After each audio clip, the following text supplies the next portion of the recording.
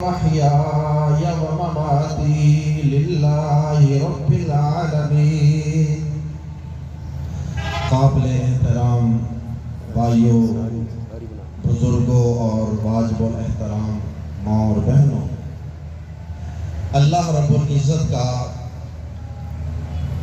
ہم پہ بے حد و حساب احسان ہے کہ اس نے ہمیں مسلمان بنایا، انبیاء کرام کا وارث بنایا، اور اللہ رب العزت نے ہمیں خوشی کے دو تہوار عید الفطر اور عید الاضحیٰ عطا فرمائے۔ عید الفطر ماہ رمضان کی عبادتوں، ریاضتوں اور تلاوتوں کے بعد اللہ رب العزت کی طرف سے انعام کے طور پہ ایک خوشی کا دن عطا کیا گیا، اور اسی طرح عید الاضحیٰ یہ مسلمانوں کا دوسرا تہوار ہے جس کو عید قربان بھی کہا جاتا ہے اور اس کو بڑی عید بھی کہا جاتا ہے۔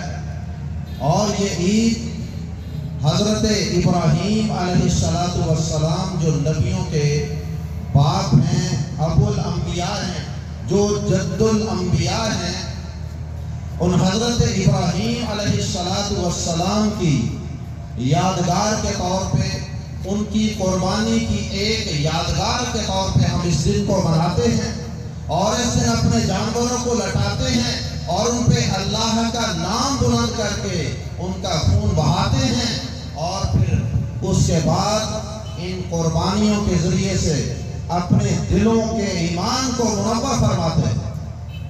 میرے قابل احترام بھائیوں، اللہ رب العزت نے انسان کو پیدا کیا اور اس زندگی کا ایک بنیادی مقصد یہ فرمایا قرآن مجید سورۃ الملک میں، الذی خلق الموت والحیات لیبلوکم ایکم احسن عملا۔ ہم نے زندگی اور موت کا سلسلہ اس لیے پیدا فرمایا تاکہ ہم دیکھیں کہ تم میں سے کون بہترین اعمال کرتا ہے۔ یہ دنیا کی زندگی کا ایک بنیادی مقصد ہے لیبلوکم، اور اسی سے ایک لفظ ہے ابتلاء۔ ابتلاء کا معنی ہے آزمائش، آزمائش کا معنی ہے ٹیسٹ، امتحان لینا۔ زندگی کا ایک بنیادی مقصد ہے جو اللہ رب العزت نے قرآن مجید کے اندر بیان فرمایا تاکہ ہم تمہارا امتحان لیں۔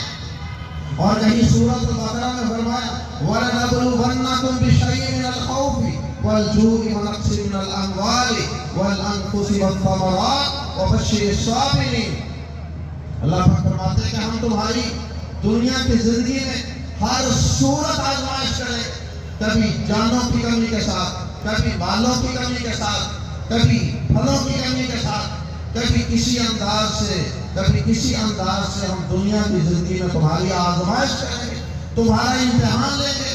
اور یہ امتحان سب سے سخت اگر ہوتا ہے تو انبیاء کرام کا ہوتا ہے۔ سب سے سخت ترین امتحان وہ انبیاء کرام کا ہوتا ہے، اور یہی وجہ ہے کہ انبیاء کرام سارے کے سارے آزمائے گئے، ان کی آزمائشیں کی گئیں، اور انہی آزمائشوں کی بھٹیوں میں سے گزرنے کی ایک زبردست قسم کی مثال وہ حضرت ابراہیم خلیل اللہ علیہ السلام کی مثال ہے۔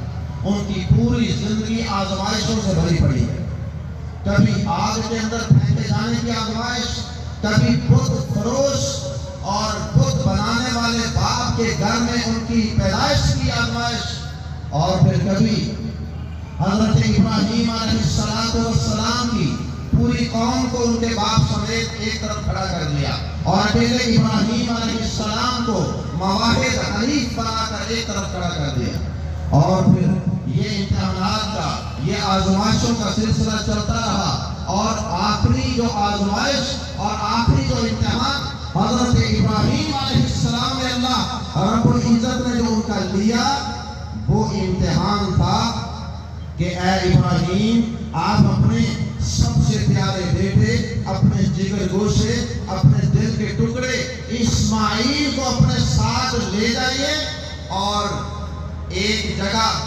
جو بالکل بے آباد جگہ ہے، جہاں پہ نہ کوئی انسان ہے، نہ کوئی فرشتہ ہے، نہ کوئی جن ہے، نہ کوئی جانور ہے، نہ کوئی چرند، نہ کوئی پرند، نہ کوئی گھاس، نہ پھوس، نہ کوئی وہاں پہ جانور، کچھ بھی نہیں ہے، نہ وہاں پہ نہر، نہ دریا، نہ چشمہ، کچھ نہیں۔ آپ نے ایسی بے آباد جگہ کے اندر اپنے اس ننھے لختے جگر کو اس کی والدہ سمیت چھوڑ آنا ہے۔ حضرت ابراہیم علیہ السلام اپنے بیٹے اسماعیل علیہ السلام اور اپنی زوجہ محترمہ کو ساتھ لے کے اس مطلوبہ جگہ پہ جہاں اللہ نے کہا تھا پہنچ جاتے۔ اب وہاں جا کے حضرت ابراہیم علیہ السلام نے جو ذات راہ ساتھ لیا تھا وہ اپنی بیوی کے حوالے کیا اور سواری پہ بیٹھ کے وہاں سے واپس چلنے لگے، نکلنے لگے۔ بیوی نے کہا سرتاج الی این یا سیدی، اے میرے سرتاج ذرا بتائیے تو صحیح ہمیں آپ یہاں کس کے حوالے کر کے جا رہے ہیں، آپ ہمیں یہاں کیوں چھوڑ کے جا رہے ہیں؟ حضرت ابراہیم علیہ السلام خاموش رہے، بار بار پوچھا، لیکن جب بار بار جواب نہ دیا تو اللہ کے نبیوں کی جو بیویاں ہوتی ہیں وہ بھی سمجھدار ہوتی ہیں، فہم و فراست والی ہوتی ہیں۔ حضرت ابراہیم علیہ السلام کی بیوی نے کہا اللہ وہاں گئی صورتحال کو، کہنے لگی اللہ امرک بہذا، اے میرے سرتاج چلے نہ بتائیے، بس اتنا بتا دیجئے کہ یہ ہمیں یہاں چھوڑ کر جو آپ جا رہے ہیں یہ اپنی مرضی سے جا رہے ہیں یا آپ کو آپ کے رب نے ایسا کرنے کا حکم دیا؟ ابراہیم علیہ السلام نے کہا امرنی ربی، میرے رب نے ہی ایسا کرنے کا مجھے حکم دیا ہے۔ اور ابراہیم علیہ السلام وہاں سے چلے گئے۔ بعد میں پھر اللہ پاک نے ان کے لیے جو اسباب وہاں پیدا فرمائے، وہ اسباب، وہ رونقیں، وہ آب زمزم، وہ صفا و مروہ کی سعی، وہ بیت اللہ کی رونقیں، وہ سارا کچھ الحمدللہ اپنی کھلی آنکھوں سے ہم ہر سال دیکھتے ہیں۔ مسلمان اس وقت سے اس گھر کا طواف بھی کر رہے ہیں، عمرہ حج بھی کر رہے ہیں، صفا و مروہ کی سعیاں بھی کر رہے ہیں، آب زمزم بھی پی رہے ہیں۔ یہ سب کس پیغمبر کی سنت ہے؟ یہ حضرت ابراہیم علیہ السلام کی سنت ہے۔ اور یہ ساری ان کی سنتوں کو اگر اللہ پاک نے آج بھی قائم رکھا، آج بھی ان کو یادگار کے طور پہ، میموریل کے طور پہ قائم اور کنٹینیو رکھا، تو اس کا سبب کیا ہے؟ اس کا سبب یہ ہے کہ حضرت ابراہیم علیہ السلام ان آزمائشوں کی گھڑی کے اندر کامیاب و کامران ہوئے، وہ ڈٹے رہے، جمے رہے، اللہ نے جیسے کہا وہ ویسے کرتے چلے گئے۔ جو امتحان اللہ نے لیا اس میں کامیاب ہو گئے ہیں۔ وَإِذِ ابْتَلَىٰ إِبْرَاهِيمَ رَبُّهُ بِكَلِمَاتٍ فَأَتَمَّهُنَّ، اور جب ابراہیم علیہ السلام کی ان کے رب نے آزمائش کی، ان کا امتحان لیا، اللہ اکبر، فَأَتَمَّهُنَّ، تو ابراہیم علیہ السلام نے ان سارے امتحانوں کو پاس کر دیا۔ یہ اللہ پاک نے خود ان سارے امتحانوں میں کامیاب اور پاس ہونے کا سرٹیفکیٹ اور ڈگری قرآن مجید سورۃ البقرہ کے اندر دیا ہے۔ اور پھر اس کے بعد اللہ پاک نے ابراہیم علیہ السلام کو جو اس سے بڑے امتحان میں ڈالا، اور جو سب سے بڑا امتحان تھا وہ یہ تھا کہ اب آپ دوبارہ یہاں تشریف لائیے، اب آپ کا یہ ننھا لخت جگر کچھ جوان ہو چکا ہے، اب کچھ بعد میں دوڑنے کی عمر ہے، اب پیار محبت مزید بڑھ چکا ہے، اب آپ اس اپنے سب سے محبوب بیٹے، سب سے قیمتی ترین چیز اپنے اس لخت جگر اسماعیل کو لیجئے اور ان کو چھری لے کر ان کا گلا کاٹ کے اللہ کی راہ میں ان کو قربان کر دیں۔ اب یہ کتنا بڑا امتحان تھا، یقیناً اس سے بڑا امتحان شاید کائنات کے کسی انسان نے نہ دیکھا ہو۔ ابراہیم علیہ السلام کے اندر اللہ پاک نے کیا کمال اطاعت اور فرما برداری کا جذبہ رکھا تھا۔ ابراہیم علیہ السلام نے فوراً اپنے بیٹے سے مشورہ کیا، اور بیٹا بھی کیا فرما بردار تھا کہ بیٹے نے کہا اے ابا جان افعل ما تؤمر، آپ کو اللہ نے جو حکم دیا ہے کر گزریے۔ اور آپ انشاءاللہ مجھے صبر کرنے والوں میں، استقامت اختیار کرنے والوں میں سمائیں۔ اور پھر اسماعیل علیہ السلام لیٹ جاتے ہیں، ابراہیم علیہ السلام لٹا لیتے ہیں، اور اللہ پاک اس کا نقشہ کیا کہتے ہیں قرآن مجید کے اندر، سورہ صافات ہے، فرمایا فَلَمَّا أَسْلَمَا وَتَلَّهُ لِلْجَبِينِ، جب دونوں باپ بیٹا اللہ کے حکم کے آگے جھک گئے، دونوں نے سر تسلیم کم کر لیا۔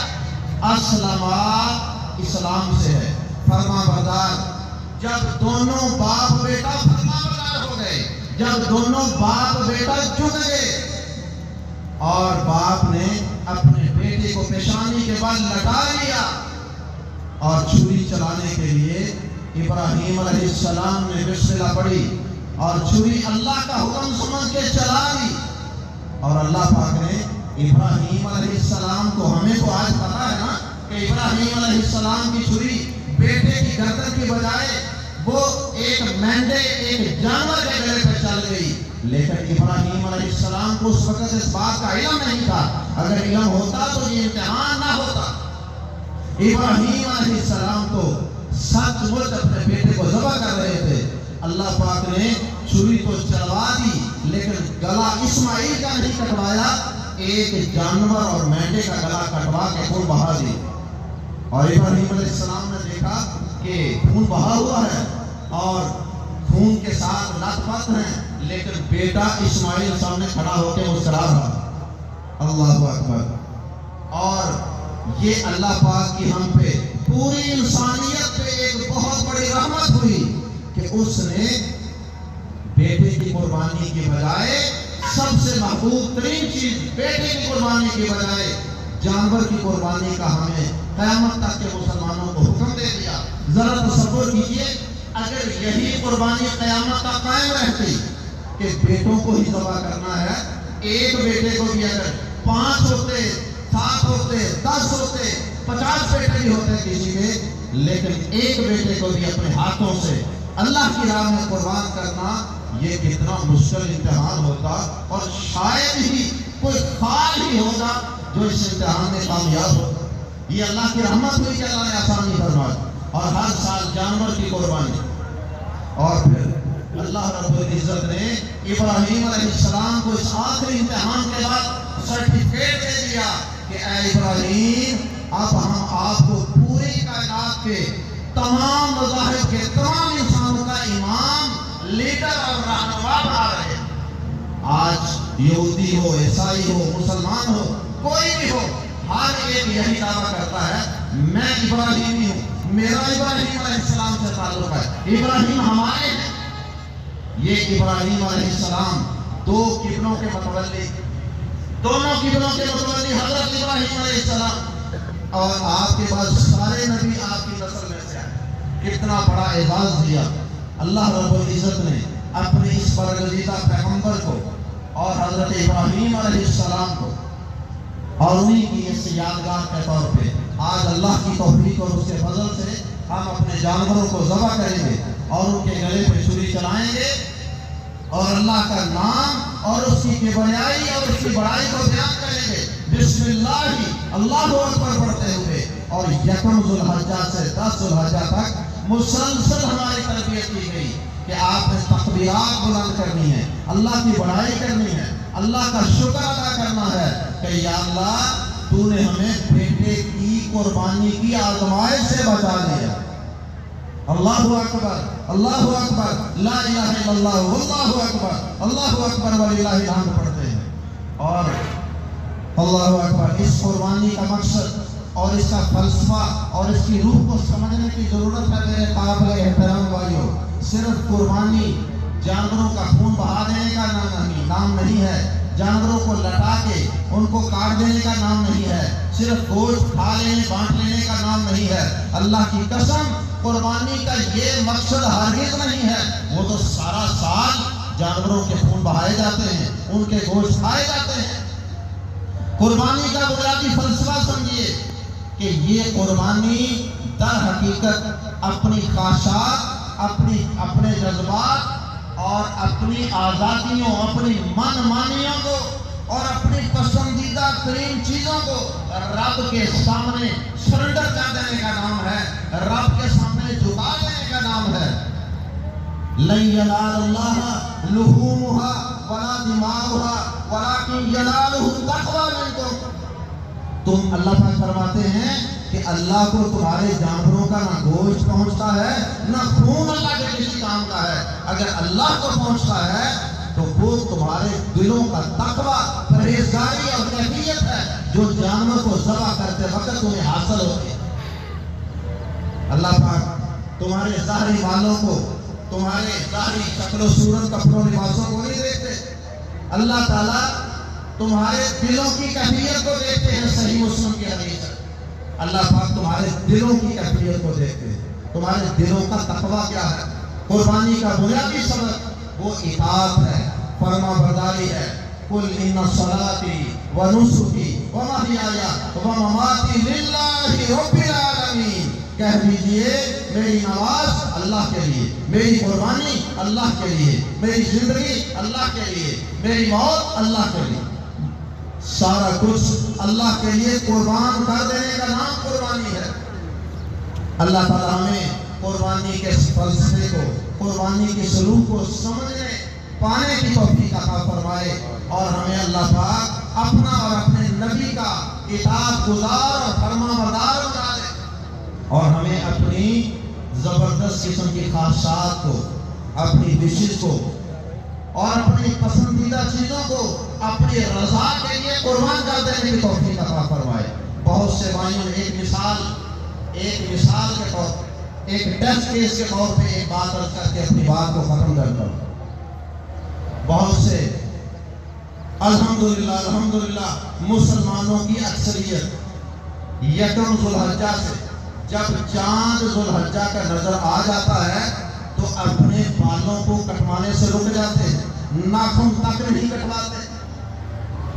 عام حالات میں جن بالوں کو کاٹنے کا حکم ہے، جن ناخنوں کو کاٹنے کا حکم ہے، ان بالوں، ان ناخنوں کو کٹوانے کاٹنے سے بھی رک جاتے ہیں۔ حتیٰ کہ بہت سے ہمارے مسلمان بھائی وہ اپنی شیپ بھی بڑھا دیتے ہیں۔ میں ان بھائیوں سے اللہ کے نام پہ سوال کروں گا کہ آپ نے یہ 10 دن کس کے حکم پر اس داڑھی کو، اس شیپ کو بڑھایا تھا، ان ناخنوں کو، بالوں کو کس کے حکم پہ بڑھایا تھا؟ یقیناً آپ کہیں گے کس کے حکم پہ؟ اللہ کے حکم پہ، اللہ کے نبی صلی اللہ علیہ وسلم کے حکم پر ہم نے بالوں کو، ناخنوں کو چھوڑ دیا تھا۔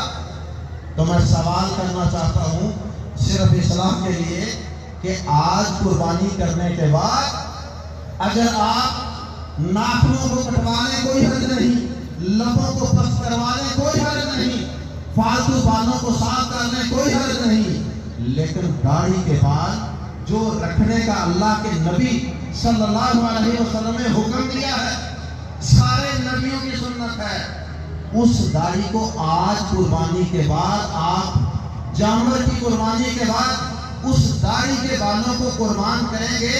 آج کس کا حکم سمجھ کے آپ داڑھی کے بالوں کو قربان کریں؟ یہ ذرا سوچ لیجیے۔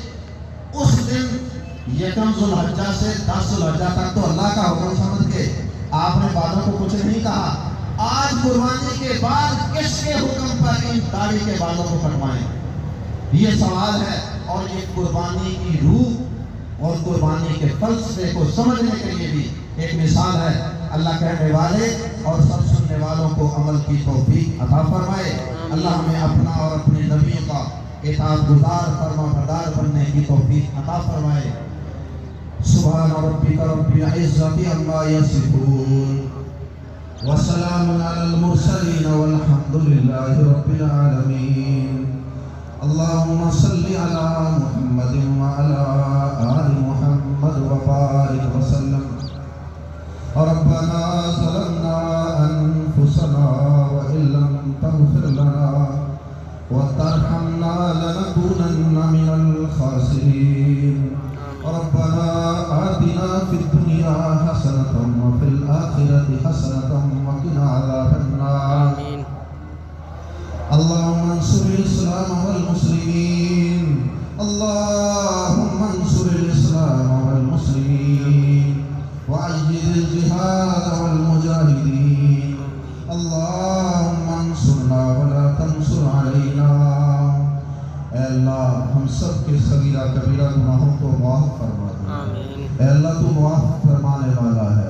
معافی کو پسند کرنے والا ہے۔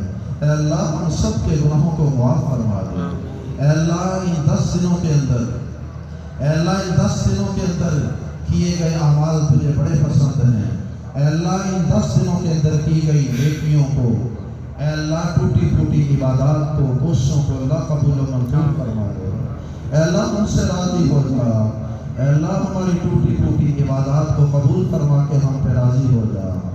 اے اللہ پوری دنیا کے اندر جہاں بھی کہیں کوئی مسلمان، کوئی تیرا مومن بندہ، تیری کوئی مومن بندی اے اللہ پریشان ہے، دکھی ہے، کسی پریشانی کے اندر مبتلا ہے، اللہ اس کی پریشانی کو اپنی رحمت سے دور فرما دے۔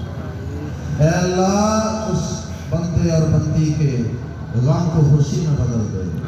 اے اللہ تنگ دستی کو خوشحالی میں بدل دے۔ اے اللہ تکلیف اور پریشانی کو خوشی میں بدل دے۔ اے اللہ اپنے مظلوم بندوں کی مدد فرما۔ اے اللہ کشمیر میں، فلسطین میں، دنیا کے جس خطے میں بھی اللہ تیرے مسلمان بندے، مظلوم بندے اللہ کافروں کے ظلم و ستم کا شکار ہیں، اللہ ان کی مدد فرما۔ اے اللہ بیماروں کو شفا کاملہ عاجلہ عطا فرما۔ اے اللہ ہمارے بیماروں کو شفا دے دے۔ اے اللہ بطور خاص جن کے والدین بیمار ہیں اللہ ان کو شفا عطا فرما دے۔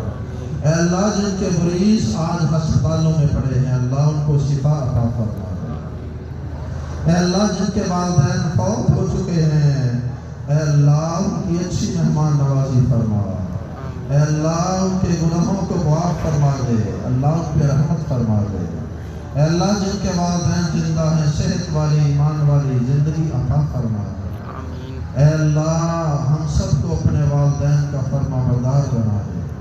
اللہ ہماری اولادوں کو، ہماری بیویوں کو، ہمارے اہل و عیال کو ہماری آنکھوں کی ٹھنڈک بنا دے۔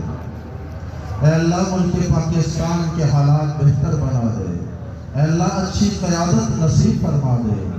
اے اللہ لا الہ الا اللہ کی بنیاد پہ حاصل کیے جانے والے ملک کو اللہ اچھی قیادت نصیب فرما دے۔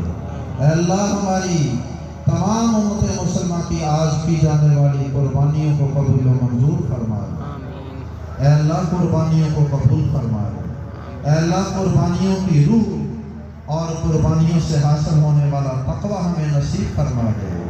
اے اللہ ہمیں اپنا اور اپنے انبیاء کا مطیع اور فرما بردار بننے کی توفیق عطا فرما۔ اے اللہ اپنی خواہشات کی قربانی کرنے کی بھی توفیق عطا فرما۔